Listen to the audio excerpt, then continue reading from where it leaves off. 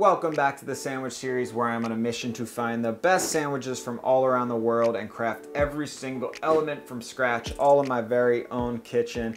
And today on episode 7, we've got a special one because my boy Alex over at French Guy Cooking, he's coming into town from France.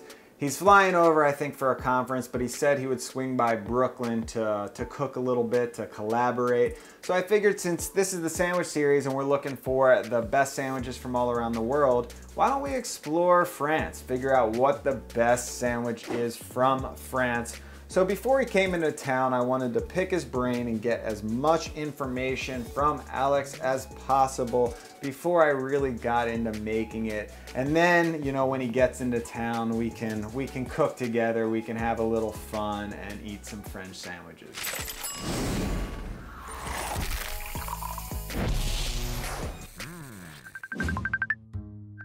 I mean, French people, especially for lunch, they are all about sandwiches. Sandwiches still is like the bestseller for lunch, for sure.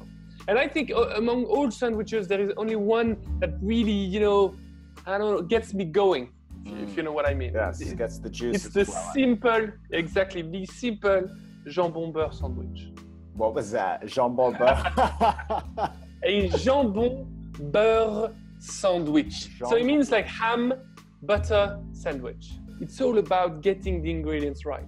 Good butter, good ham, super bread. It's just showcasing so much craftsmanship, if you want. I mean, to make the bread, it's a baguette. Usually they use a tradition baguette, so you know the one with a bit more flavor. I mean, if you happen to make a sourdough baguette, then you will be just above most bakeries that I know in this place. Wow, above. So no problem. And then as far as the ham goes, what type of ham is it? Is it cured? Is it just like a boiled ham? Or? Yeah, no, it's not a cured ham for sure. It's, you know, that slightly pale pink cooked ham, and it's supposed to be moist. If you get the dry stuff, then it's not gonna cut it because you don't get so much going on in the sandwich. You've got the butter and the ham, so the richness, the smoothness, yes. And let me ask you something. Do they ever add anything else to this sandwich? Like, are there additional, you know, toppings? If you go to a French, you know, extreme bakery, they will never add anything else to it. That's it. Baguette, butter, and ham. I think, I'm sorry to state this, but I think a pickle would be greatly appreciated. Oh, okay. I like that. And if you go the way to a pickle, the Frenchest pickle would be a cornichon. You know, those tiny, quite acidic ones. Any other tips that you would give me as I go out and, you know, explore and get the ingredients and figure this out? Well, I would state something that you already know, is that I think you will make the best jambon beurre sandwich if you just, at the end, make it yours. As soon as you unwrap a jambon beurre, you understand that it's very much about the quality of ingredient more than the quantity of ingredient, because you will agree that there is not much to showcasing this sandwich, and yet it manages to stay my all-time favorite sandwich, apart from the banh mi, casse-croûte tunisien, steak sandwich, burger, tacos, falafel sandwich. So yes, we are doing the jambon beurre sandwich, and like Alex said, it's really simple. It's just 3 elements. We've got a nice French baguette, we have some salted butter, and we have some ham. Not the cured ham, but the slow cooked ham. And since it's so simple, we've got to do a really good job on all 3 of these elements or this sandwich is not going to work. So I've got some fun little tricks, some hacks to make these incredible. And also I think we're gonna have to get weird with it and maybe go above and beyond just the classic jambon beurre. For the butter, of course, we are making it from scratch, but luckily we live in the 21st century and we don't have to churn it by hand. We've got food processors that can do it for us. And you really want to get some good cream since it's only 1 ingredient plus salt. Find yourself some nice heavy cream and then just start blending it up in the food processor. And after about 2 minutes of blending, you're gonna hit just whipped cream, just like this. You're close, you're not there yet, but don't be alarmed. Just keep on churning, let that go, and right about at this point, you'll start to see the separation from the buttermilk and the fat. Keep on churning until it fully separates, and there you go. That is perfect separation. And there is a trick. You can take a little bit of ice water, and if you pour that in at this point, it's actually going to help with the separation even more and separate more buttermilk from the butter. Now there's still going to be residual buttermilk in that butter, so we have to kind of squeeze it out. So what I did was I just took some chunks of butter and used my hands and squeezed out as much as possible.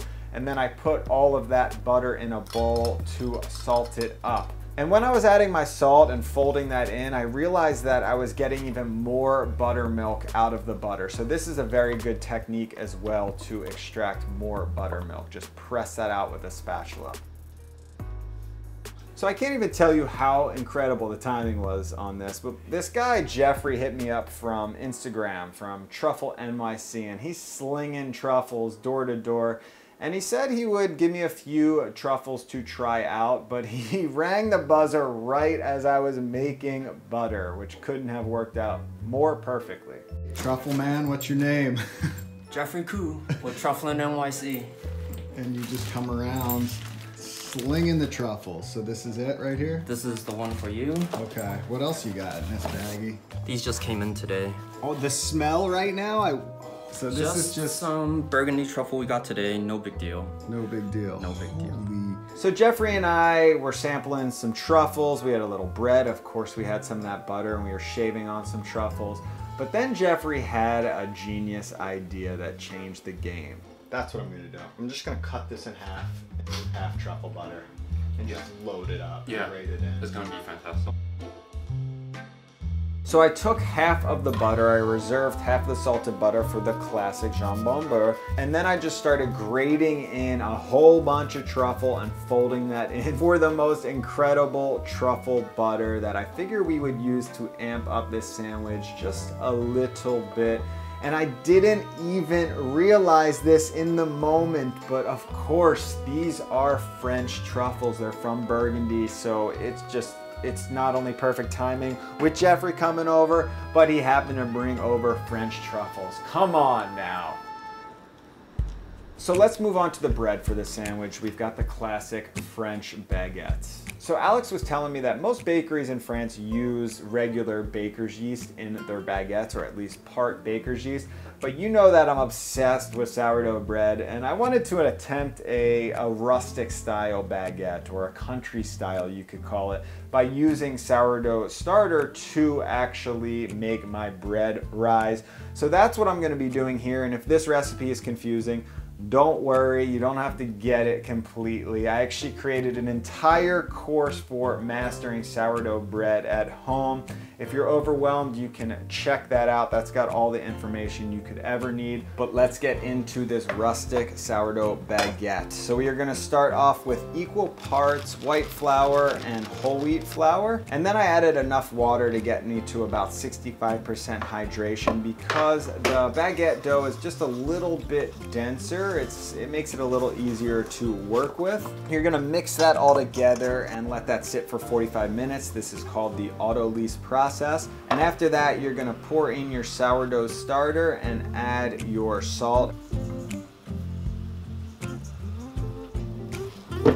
And mix that all together until it's nice and incorporated. And then you can start your stretch and fold process. And I even gave it a few slap and folds to really get that started. So now we have our bulk rise process. So every 45 minutes for the next 2 hours, you're just gonna give it some stretch and folds to really develop the gluten structure. And each time you stretch and fold that dough, it's gonna be a little more elastic, it's gonna be a little more supple, and it's just gonna look more smooth, more beautiful, just like this. You can perform a stretch test to really see if you have developed a nice gluten structure, and if it's not breaking, you are good to go. Now for the dough, I'm actually gonna let that rise in the fridge overnight until it gains about 40 to 50% mass. And once it comes out of the fridge, you can just flour up your board and divide that into about 4 pieces and start pre-shaping, which is pretty much just rolling these into a general shape ball like this and letting those sit for 30 minutes before we do our final shaping. And then you can start final shaping your baguettes.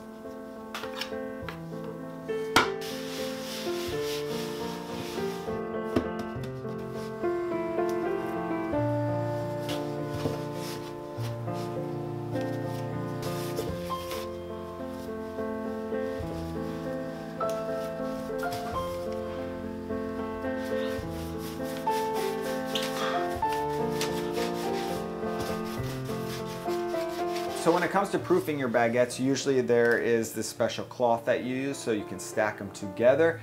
I didn't have that, but I did figure out a hack, which is taking a sheet, adding a towel to the bottom and then some parchment paper. So then you can stack them together and sort of scrunch them up, because the idea is that you keep scrunching them together like that so they hold their shape when they're proofing. Make sure you flour up in between the parchment paper as well, or the dough will stick to the parchment paper. And then let those proof for about 2 hours until they pass a poke test.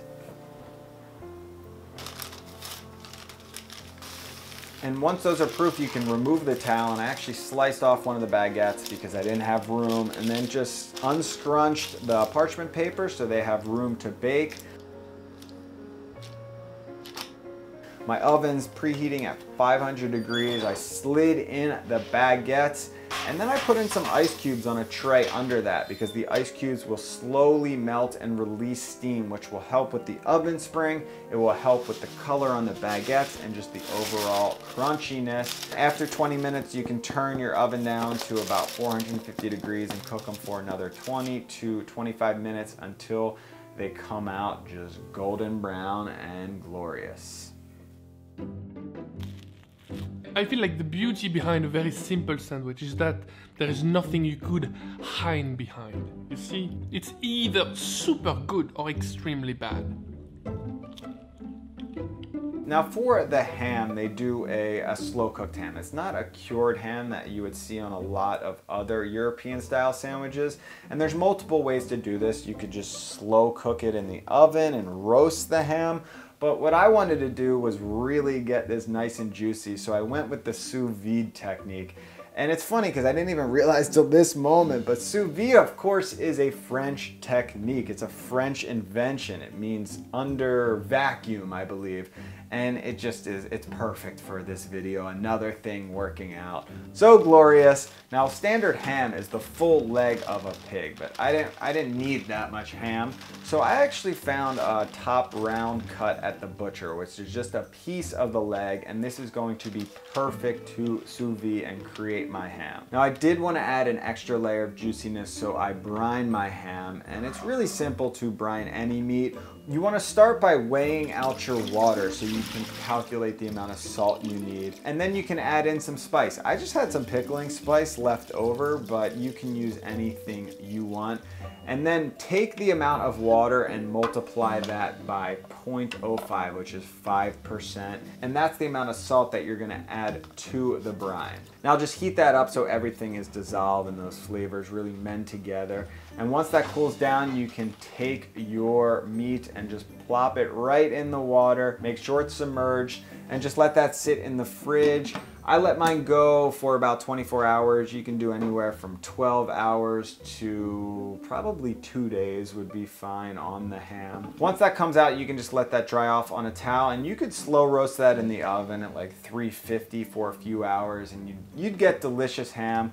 But again, we're doing the sous vide technique. So I set my sous vide for about 142 degrees, just a little under, because I am going to just roast this quickly at the end.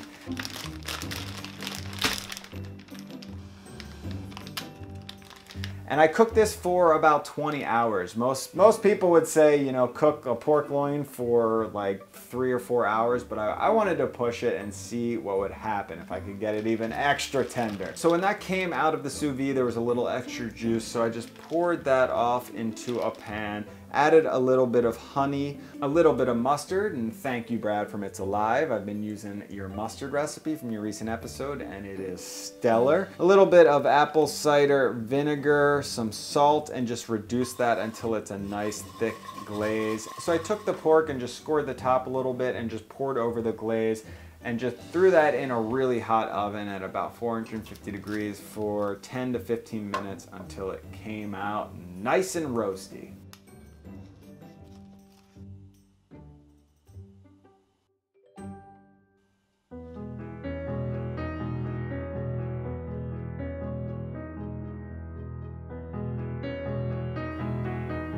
He just cured all of my stress. I was kind of freaking out because I sliced into it and it wasn't pink like you see in the stores.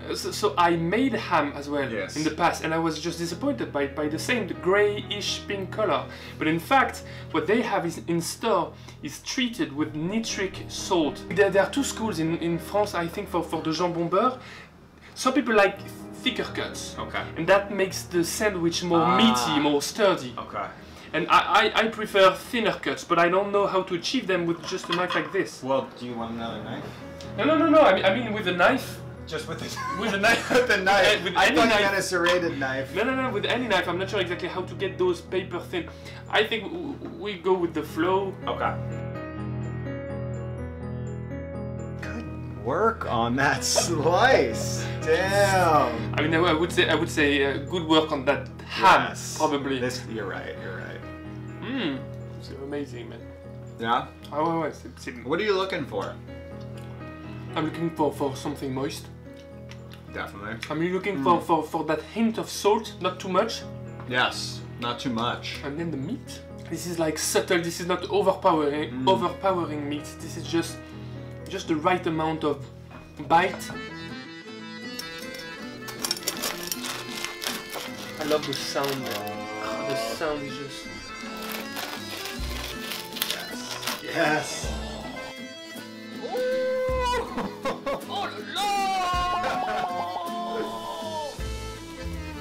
To moist it up. Yeah. Like a layer of cheese.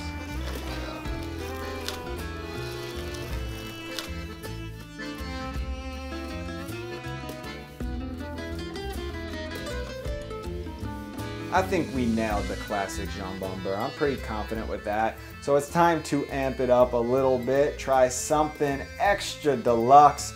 We spread on that truffle butter, hit it with the ham. We got some cornichons or gherkins like Alex said. And then I had some really funky cheese from the farmer's market that I just grated over. And then of course some more truffle butter on the other side of the bread. Because why not?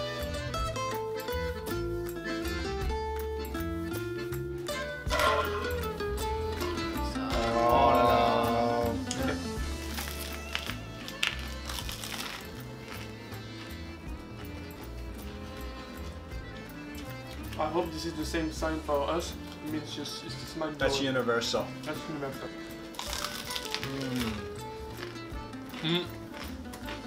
Let's just state this clear. Okay. This is much better than in many bakeries in France.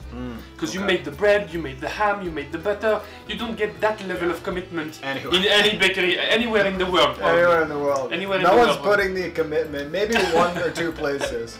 All right, let's move Okay, on. this one is gonna be like a smack in the face in terms of flavor. You went for a tip. Makes sense. Truffle.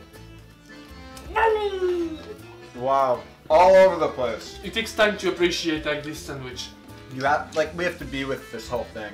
It's one of those. It's so flavorful, but also delicate. The more and more you chew on it, the more and more you eat that sandwich. Pickles. Yeah, exactly. I love the pickles so much. It's giving so much balance. I think pickles should be mandatory in any jambon beurre. It's lacking, you know, that kick. There is the kick of, there is the kick of salt, but Yeah. I think it's lacking the pickle. The pickle is just amazing in this. Well, I'm happy I did the original. I'm happy I tried this. I'm happy you're here to to sort of take me through this whole journey. This has been awesome to really get your experience with this sandwich and just, you know, French cuisine in general. I feel like this is the most popular French sandwich, correct? By far. By far, and it's good to kind of experience that here. So thank you for Oh, coming thank around. you, man. I'm the one being fed. Now we have to enjoy these. So see you later.